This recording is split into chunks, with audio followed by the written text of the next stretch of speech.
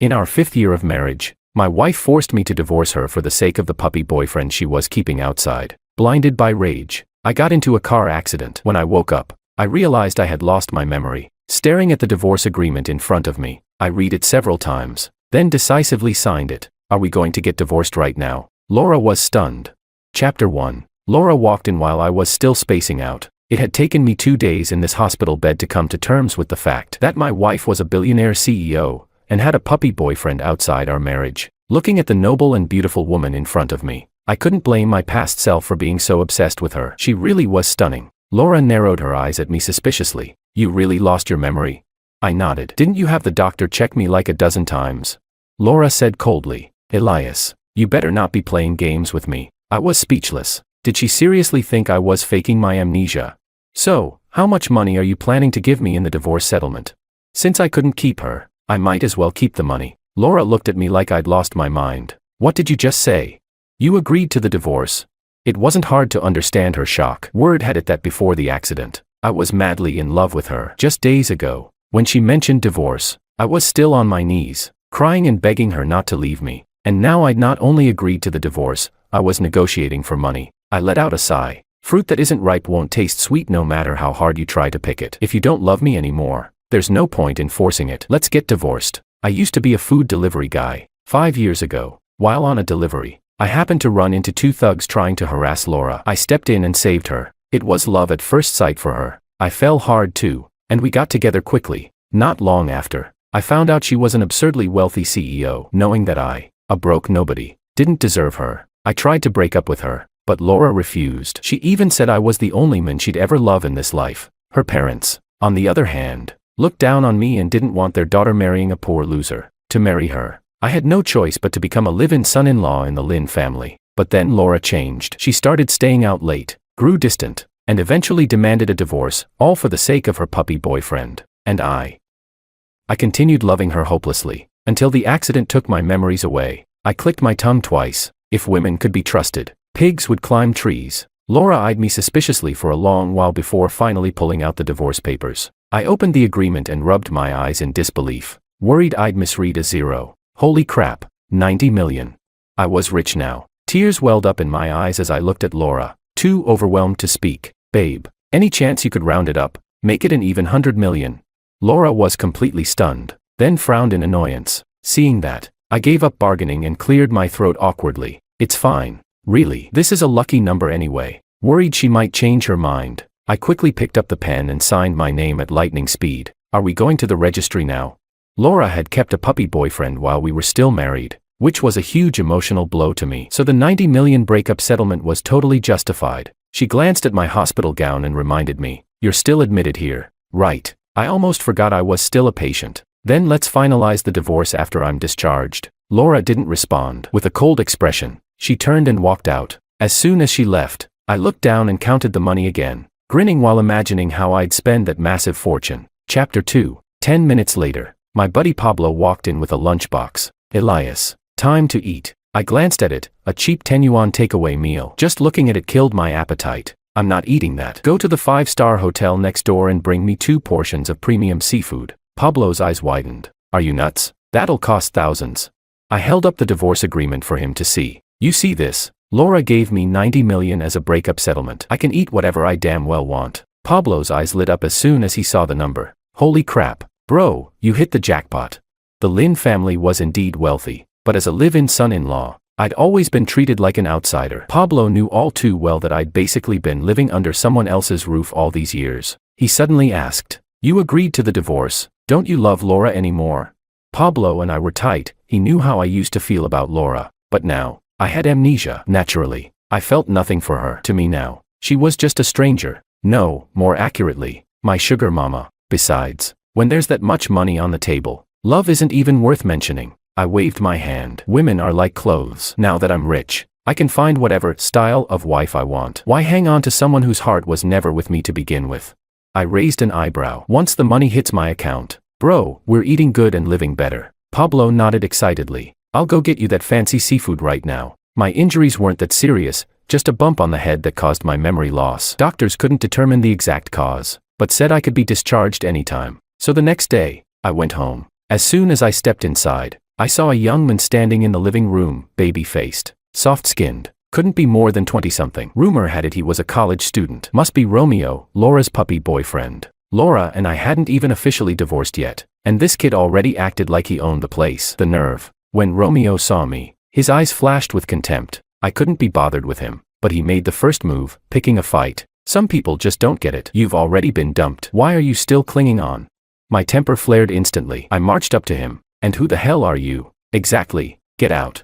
Romeo was just about to reply when he suddenly dropped to the floor, sitting there pitifully, looking up at me like a victim. I really love Laura, bro. Please let us be together. I'm begging you. Laura rushed over, looking flustered. Romeo, what happened?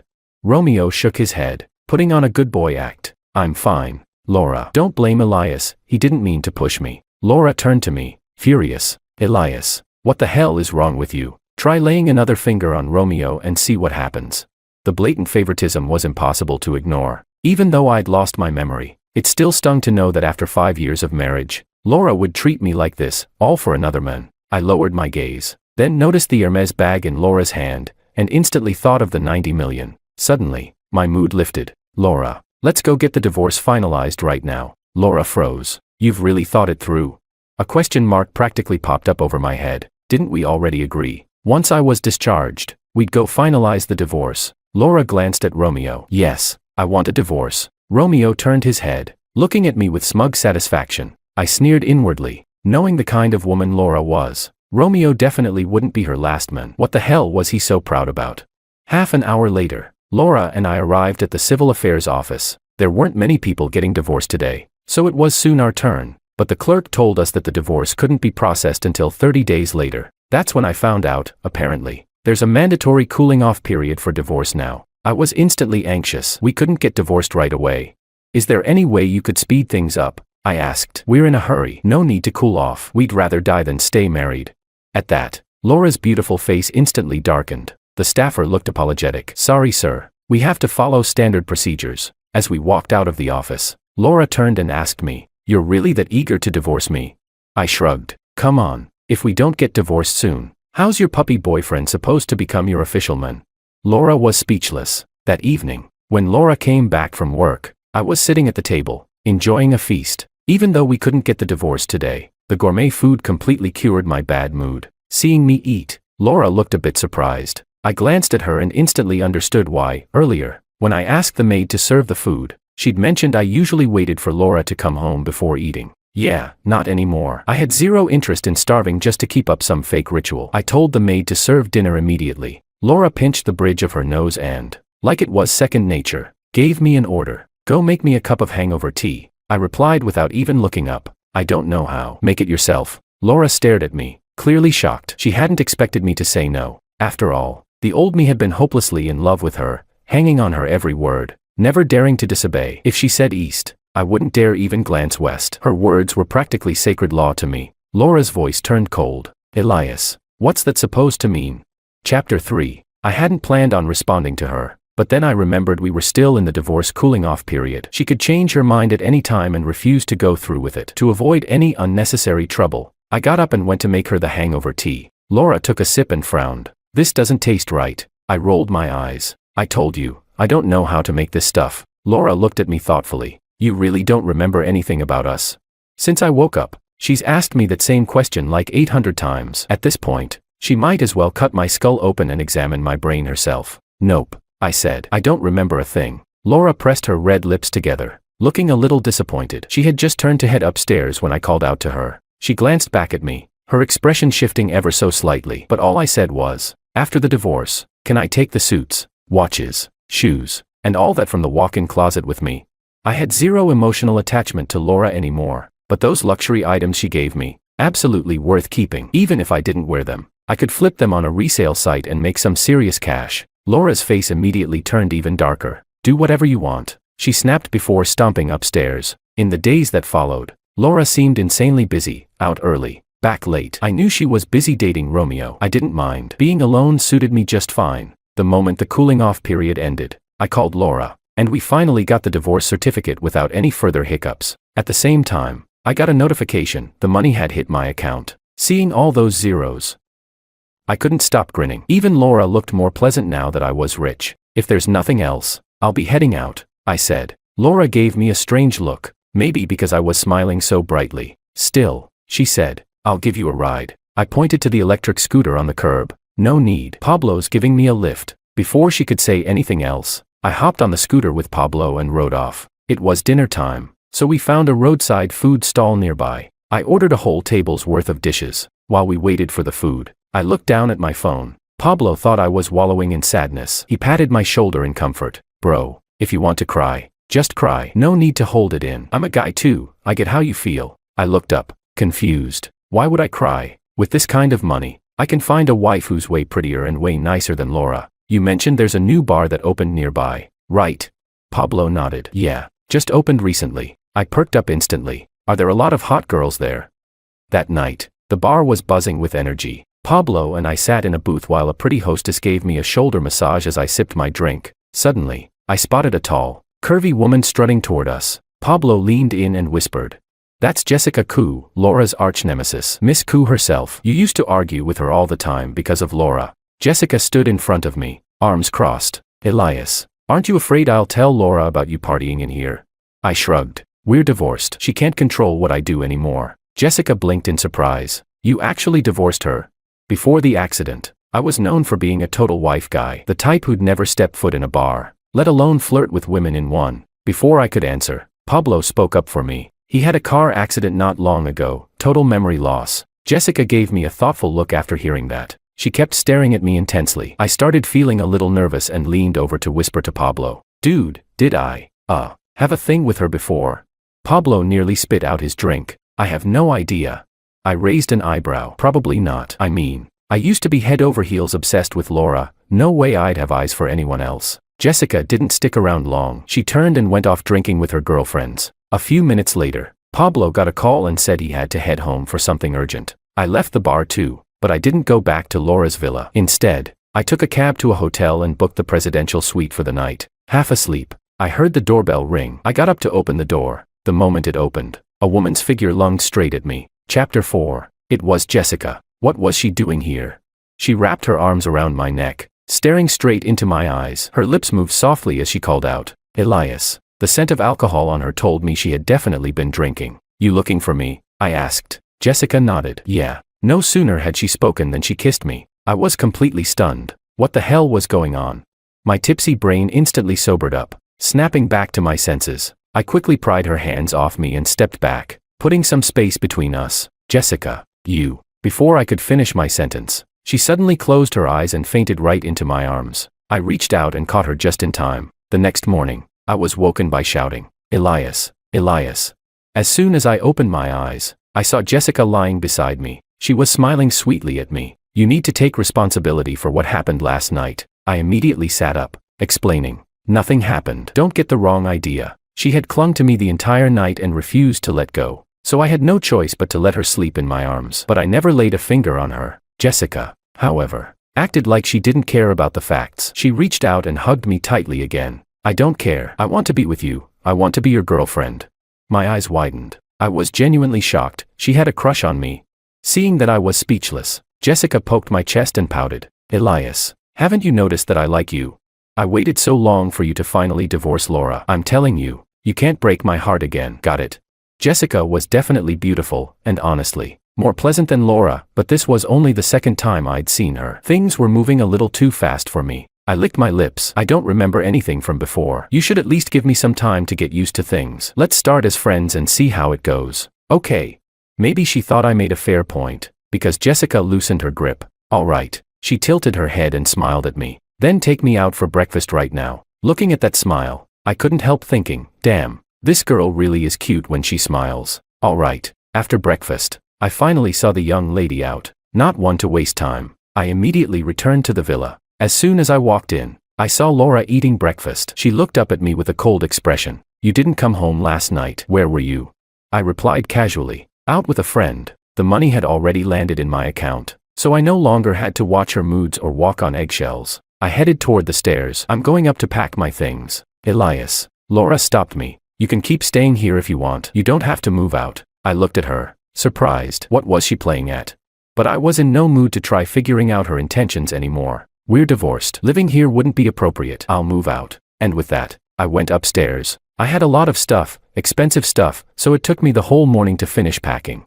I bought a luxury penthouse, fully furnished and move-in ready, and moved in immediately. Once I was settled, I dragged Pablo with me to a luxury car dealership. I bought 2 Mercedes, one for me, and one for Pablo. He was over the moon and said the luckiest thing he ever did in life was becoming friends with me. After that, my life became easy and carefree. With money in the bank, I was living the dream, eating, drinking, and partying every day. But after a while, it got boring, and I started thinking about getting a job. When Jessica heard I was job hunting, she called and asked me to come work for her, as her assistant. I figured an assistant job sounded pretty chill, so I agreed. The next day, I started working at her company. Chapter 5. Jessica didn't give me any hard tasks, just making her coffee, eating out with her, and otherwise letting me do whatever I wanted. Life was pretty good, honestly, easy, relaxed, and totally stress-free. On Friday night, Jessica asked me to accompany her to a dinner meeting. When we entered the private dining room, she had me sit next to her. Several company execs at the table turned to look at me and started gossiping.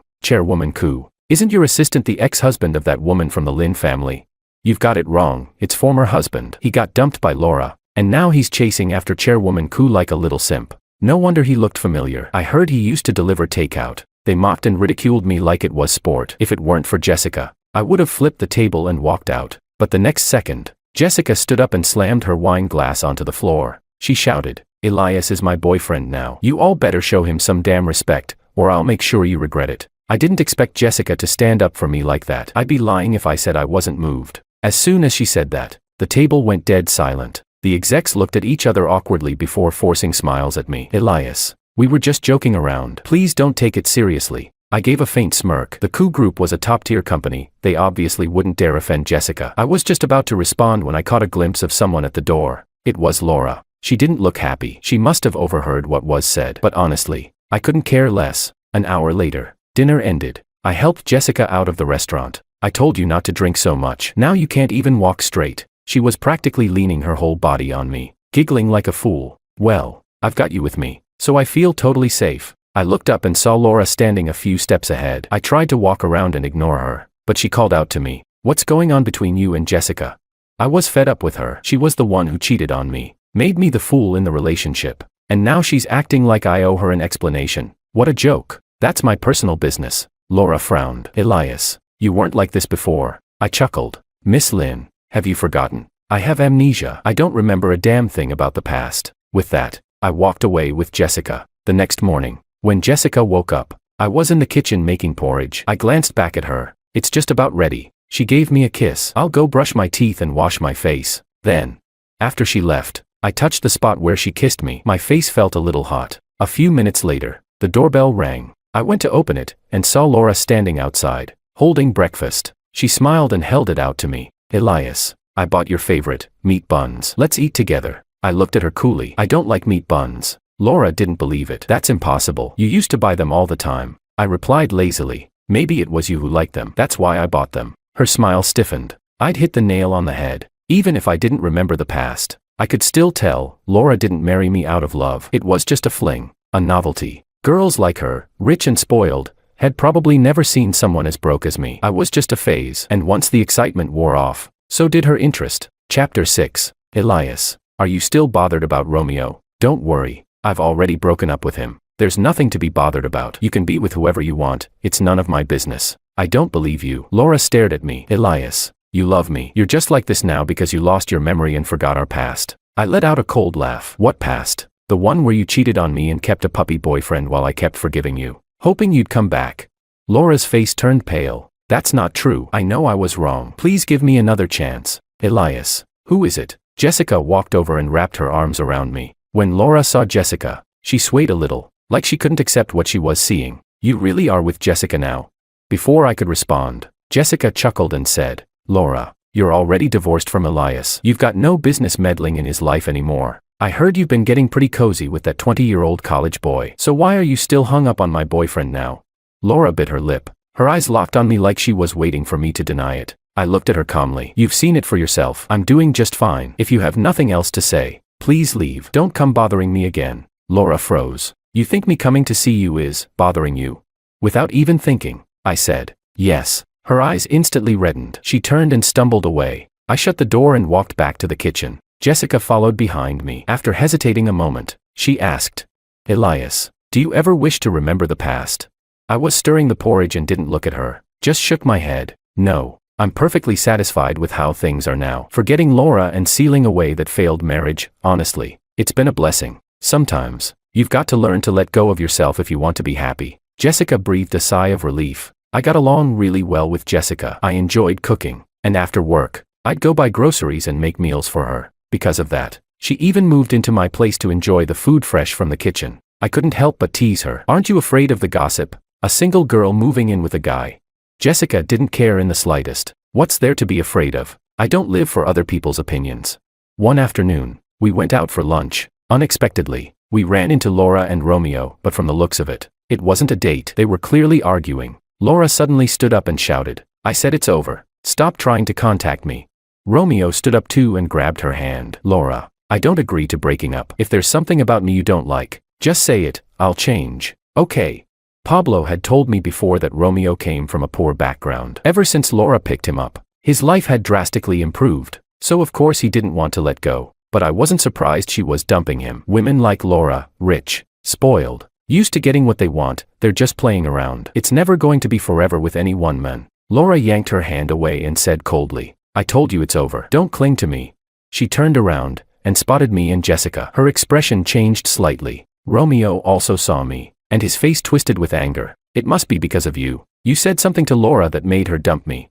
As he spoke, he raised his hand to hit me. I dodged easily, and he ended up falling flat on the ground. I frowned. Your drama has nothing to do with me. Don't drag me into your mess. Laura stepped forward and grabbed my arm. Romeo, listen carefully. The man I love is my husband. You'll never be able to compare to him. Chapter 7. I really couldn't understand what Laura was trying to pull this time. Jessica looked at her with visible annoyance. Miss Lynn, you and Elias have been divorced for a while now. He's my boyfriend, my future husband. Please show some self-respect. I pulled my arm out of Laura's grip. Stop talking nonsense. Go play with your puppy boyfriend. Jessica smiled in satisfaction and said to me, Darling, let's go eat somewhere else. I had no desire to stay there either. I turned to leave when suddenly I heard Laura yell out, Elias, watch out.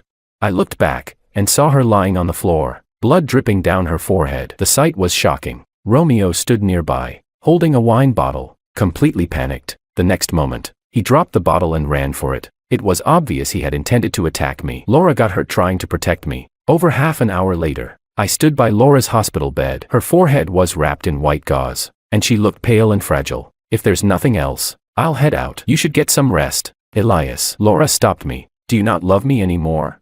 I couldn't help but laugh. How could she even ask me that? Did she really think I was born just to revolve around her? Or that just because she got injured saving me, I'd be so touched that I'd run back into her arms? What a joke. Laura, the moment you betrayed me, we were done. I never believed she truly loved me. It was all possessiveness. She just couldn't stand that I might love someone else. Laura began to cry. Elias, if you hadn't had that car accident, if you hadn't lost your memory, you wouldn't be like this now. No matter how badly I treated you before, you never would have left me. It was the first time I'd seen her cry. She was truly upset this time. Amnesia or not, the result would have been the same. I was never going to stand in place forever, waiting for you. She burst into louder sobs. Watching her cry just irritated me. I know clearly that whatever we had is over. Even if I get my memory back one day, I'll never regret the choice I made today. Leaving the hospital room, I saw Jessica sitting quietly on a bench. I walked over, and she lifted her head. Is Laura okay? I sat down beside her. She'll be fine, just needs a few days of rest. Jessica responded with a soft, oh, and fell silent. After a while, she asked, Laura got hurt trying to save you. Did that move you? I thought, what's with this gloomy look? Could it be she's worried I'll go back to Laura?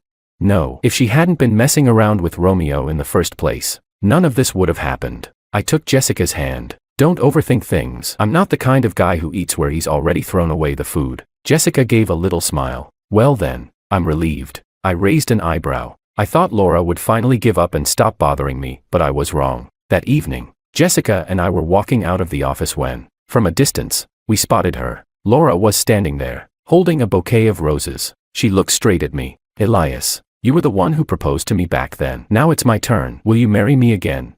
She held up a delicate gift box with a dazzling ring inside. A crowd had gathered, some were coup group employees. Laura continued.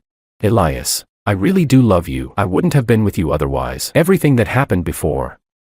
I was confused. I lost my mind. But now I'm clear, Riyadh. I just want to be with you. I want to prove to everyone that my love for you is real. Chapter 8. I knew exactly what Laura was trying to do. This whole spectacle was meant to pressure me into remarrying her. Jessica, clearly upset, let go of my hand in frustration. I looked at Laura, and under her hopeful gaze, I suddenly pulled Jessica into my arms and kissed her. Jessica froze. It took her quite a while to react. The bouquet and ring in Laura's hands fell to the ground, and her expression was one of pure disbelief. I finally let go of Jessica and said gently, "Silly girl, you're the one I love. No more getting jealous, okay?" Jessica blushed and snuggled into my chest. When I looked back at Laura again, I noticed her eyes had gone red. I hadn't just turned down her proposal, I had kissed Jessica in front of everyone. That was as good as slapping her across the face. Her voice trembled. "Elias, you really don't want me anymore."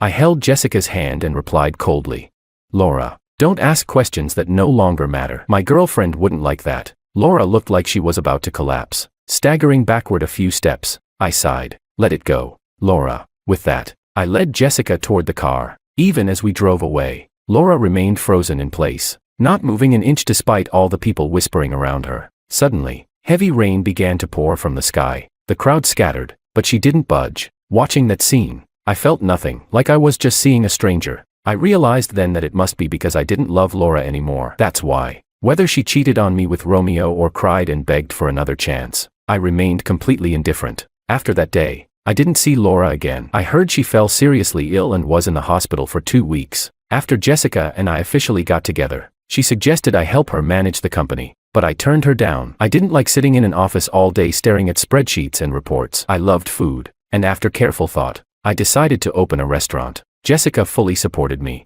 "As long as it's something you truly love doing, I'll support you with everything I've got." I smiled and patted her head. That was the difference between her and Laura. With Jessica, I didn't have to pretend. I could be completely, unapologetically myself. Jessica even gave me some money to start the business, saying she wanted to be the biggest investor. "If it makes a profit, it's yours. If it loses money, I'll take the hit." I laughed and pulled her into a hug. "Marrying a woman like you, I've truly struck gold." Jessica shyly punched my chest, her blushing face full of sweetness. "Who's marrying you? You haven't even proposed yet." I pulled out a dazzling diamond ring from my pocket. "Is it shiny enough? Do you like it? Will you marry me?"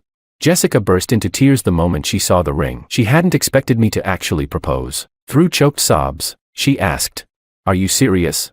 I slipped the ring onto her finger, wiped away her tears, and whispered dotingly, "Of course, I want to marry you, be with you forever." Jessica threw her arms around me. "I love you." When her parents found out about us, they didn't object or look down on my background. Quite the opposite, they treated me with respect, even like their own son. 2 months later, Jessica and I held a grand wedding. As she walked toward me in her wedding gown, I was overwhelmed with emotion. My eyes burned. It turns out that marrying the woman you love really can make a man cry. The internet wasn't lying. I took her hand in mine, our eyes locking in a gaze full of understanding. We both smiled instinctively. "My wife, I love you." And just like that, I caught hold of the happiness that truly belonged to me.